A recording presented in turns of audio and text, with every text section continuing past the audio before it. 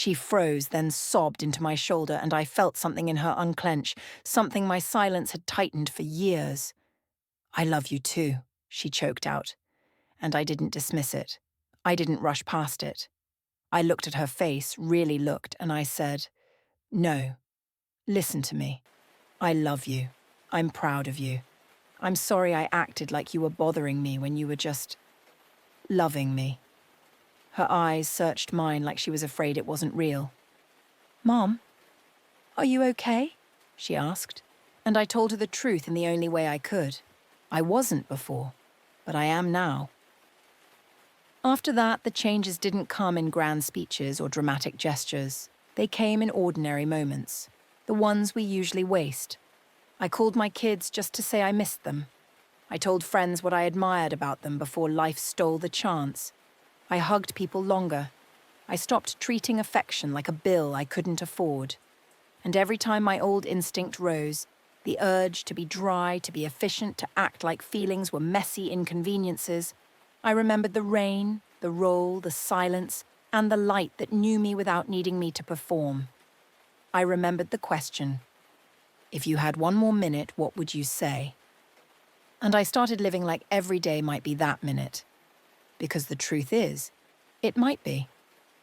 So if you're hearing my story and feeling that pinch in your chest, the one that says you've been saving your love for later, don't. Don't economize words that could keep someone warm. Say the thing, text it, call them, whisper it across a hallway, write it on a sticky note, hold their face and make them believe it. Because sometimes, the tomorrow you're counting on doesn't exist. And if you ever find yourself staring into the rain, thinking you'll have time, remember me. 50 years old, upside down in a car, gone for 5 minutes, coming back with one message burning brighter than any headlight on a dark road. Love is not something you store. It's something you spend freely while you still can. Like affection was an interruption. In the light, that moment was not shown to punish me. It was shown to teach me what I'd been too proud to learn. That words are not just sounds. Words are shelter. Words are bridges. Words are the last lifeline someone might get before the world tilts and rolls and everything changes. And then, this is where it turned. I felt my daughter's side of it, not as an observer, as her. The sting, the tiny humiliation, the quiet decision she made in her chest. Okay, I won't bother her with it. And I realized how many times my dryness had trained her to swallow her tenderness. The light didn't accuse me. It simply let me understand the cost of my silence. Then came the revelation, sharp, simple, terrifying in its gentleness.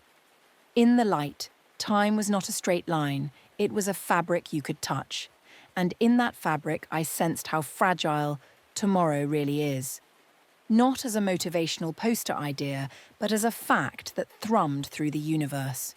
Tomorrow is not promised, not to anyone, not even to the careful ones who drive slowly, not even to the ones who eat right and say their prayers. Tomorrow is a gift, not a contract. And suddenly I understood something I'd spent 50 years pretending wasn't true, that I'd been hoarding love like money, saving it, rationing it, acting like saying I'm proud of you or I miss you or you matter to me was some expensive luxury that should only be spent on special occasions. I had convinced myself that my family knew I loved them because I worked hard, because I paid bills, because I showed up to school meetings, because I cooked dinner when I had energy. But the light showed me a hard truth. Love unspoken can feel like love withheld. And it's not fair to make people guess what's in your heart when your mouth is perfectly capable of giving them certainty.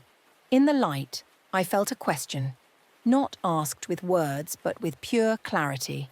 If you had one more minute, what would you say? And my whole being answered before I could filter it. I love you. I'm sorry. You were always enough. I was the one who was afraid. That's when I heard something else, faint at first, like a siren from far away, a tug, a pressure. The calm began to ripple. The light seemed to lean close like a mother brushing hair from a child's forehead, and I sensed, not a command, not a threat, an invitation. Go back. Say it. Live it. I didn't want to leave. I didn't want to return to the heaviness, the noise, the bills, the rain, the constant pretending. But I also felt my daughter like a cord tied around my soul. The thought of her standing at a hospital being told, "We did everything we could," while my last words to her were, yeah, tore through that peace like a knife. And in an instant the light receded, not disappearing but folding into me, as if it was planting itself in the center of my chest. I felt myself falling upward or rising downward. I felt the cold return. I felt weight. Pain like fire. Air forced into lungs that didn't want it. A violent cough. Someone shouting, "She's back! We've got a pulse!" Rain in my hair, gravel against my cheek, and the world, this loud, brutal, beautiful world, crashed back into place. When I opened my eyes in the hospital, the ceiling tiles looked like a grid of second chances. My body felt wrecked, my throat burned. Machines beeped with a steady impatience, like they were keeping time for my borrowed minutes. A nurse leaned over me, eyes wide. "Do you know where you are?" she asked.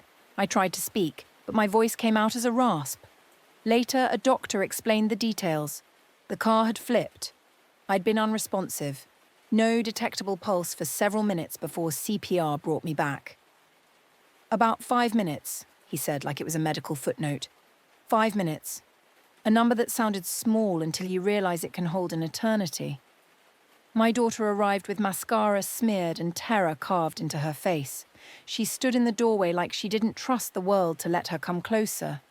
The old me would have tried to act tough, would have made a joke, would have said, "Don't cry, I'm fine," because vulnerability embarrassed me. But the light had burned that cowardice out of me.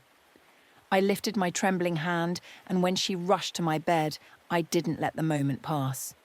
I didn't save it for later. I didn't ration it. I pulled her close as far as my bruised ribs allowed, and I whispered, "I love you." Not, yeah. Not me too. I said it like it was oxygen, like it was the only language that mattered. The first thing I remember is the sound of rain hammering the windshield like 1,000 impatient fingers. And then the silence, sudden and unnatural, as if the world itself had stopped breathing. One moment I was gripping the steering wheel so hard my knuckles burned, and the next I was weightless, suspended between a blink and an eternity. The headlights spun across black water and glossy asphalt, the wipers frantic, my heart even more so. I'd left work late again. Another overtime shift. Another promise to myself that I'd slow down, that I'd call my daughter back, that I'd stop answering, yeah, I love you too, like it was a chore on a checklist. I remember thinking as the tires slid, not tonight, please not tonight. And then the car caught the slick curve wrong. The world tipped, and my body became a loose object in a metal box being shaken by God. The roof slammed, glass exploded. The seatbelt bit into me like a punishment. Everything rolled. Sky, road, trees, my own scream. And then, as quickly as terror arrived, it vanished. There was no pain, no fear, just a soft release, like unclenching a fist you didn't realize you'd been holding your whole life. If you've ever felt like life moves too fast to say what matters, subscribe to the channel, because some stories don't just entertain, they wake you up. I didn't wake up in the wreck. I woke up somewhere else. Not in a hospital bed, not in an ambulance, not under fluorescent lights with strangers yelling my name.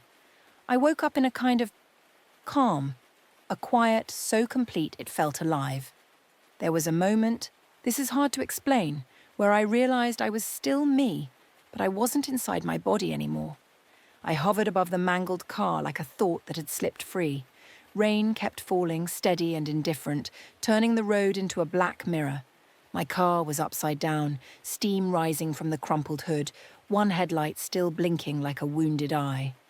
And there I was, above it all, watching.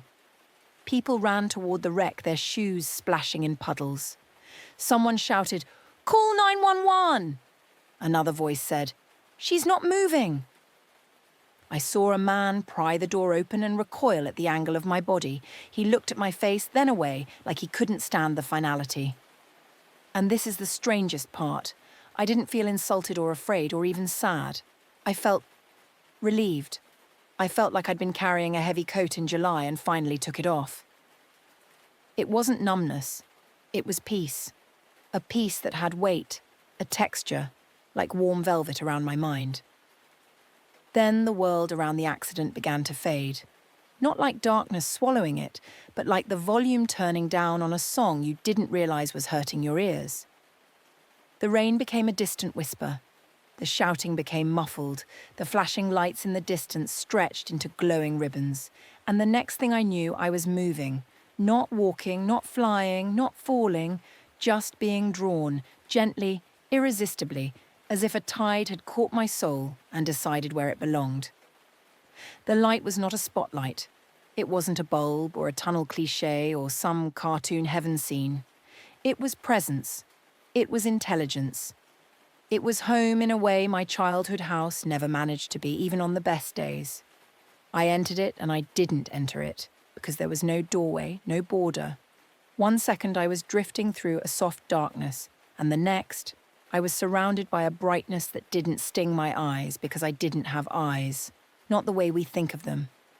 The light didn't blind, it revealed. It didn't shout, it understood. It felt like being seen completely, every thought I'd ever had, every hard edge, every selfish little choice, every moment I pretended not to care because caring felt like weakness. And yet, there was no judgment.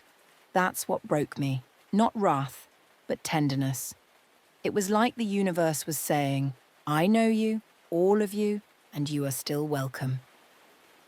I wanted to speak, to apologize, to explain myself the way I always did. Busy, stressed, tired, life is hard, you don't understand. And the light answered without words. You don't need armor here. And that's when memories began to rise in me. Not in a random slideshow, but in a purposeful sequence, like someone was turning pages in a book and letting me feel the meaning between the lines. I saw my daughter at 8 years old, running toward me in the kitchen with a drawing in her hands, her smile wide enough to heal nations. "Mom, I made this for you." And I saw myself, tired, distracted, the phone pressed between my cheek and shoulder, glancing down and saying, "That's nice, honey. Put it on the table." Her smile shrinking, the drawing trembling just slightly, a moment so small it never made it into my guilt inventory. Until now. Then I saw her at 16, standing in my doorway, eyes red from something she wouldn't tell me. "I love you," she said, voice thin and brave. And God, I can hear my own tone like a slap. Yeah, you already said it. Me too." Like love was repetitive.